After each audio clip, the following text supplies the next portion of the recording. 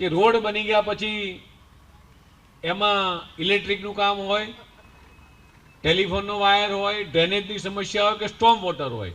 Road કરતાં પહેલાં તમે ચેક કરી લો કે આ રોડમાં ડ્રેનેજની લાઈન કેટલા સમય પહેલાં નખાણી છે, આ રોડની અંદર સ્ટોર્મ વોટર લાઈન છે કે કેમ, એના ઢાળ છે કે કેમ. માત્ર કોર્પોરેશન પૈસા આપે, મુખ્યમંત્રી પૈસા આપે એટલે રોડ બનાવી નાખવાનો એવું ના હોય ભાઈ. એના માટે સ્થાનિક રહીશોથી માંડીને કાઉન્સિલર મિત્રો, કોર્પોરેશનના અધિકારી પણ એમાં તકેદારી રાખે. અધિકારીઓને મારી ખાસ ટકોર છે કે તમે કોઈ પણ આખા અમદાવાદ શહેરની અંદર કોઈ પણ જગ્યાએ રોડ રસ્તા બનતા હોય તો એનું પ્લાનિંગ કરી લો કે આ રોડ બન્યો છે તો આ રોડને 10 વર્ષ સુધી કોઈ પણ એક નાનું ત્રિકમ પણ ના મારે એ પ્રમાણનું પ્લાનિંગ કરતા શીખો, તો જ અમદાવાદના રોડ રસ્તાની ક્વોલિટી મિત્રો સુધરશે. રોડ રસ્તો બની ગયો એના બીજા દિવસે કે ત્રીજા દિવસે પછી આપણે બમ્પ બનાવવા જઈએ, પાછો ઇલેક્ટ્રિક 6 મહિના પછી ડ્રેનેજ તો ડ્રેનેજ નાખવા જઈએ. તો રોડ બનતા પહેલા જે ડ્રેનેજ, સ્ટોર્મ વોટર અને ઇલેક્ટ્રિકના કામ થઈ જાય એની ખાસ તકેદારી રાખવી જોઈએ.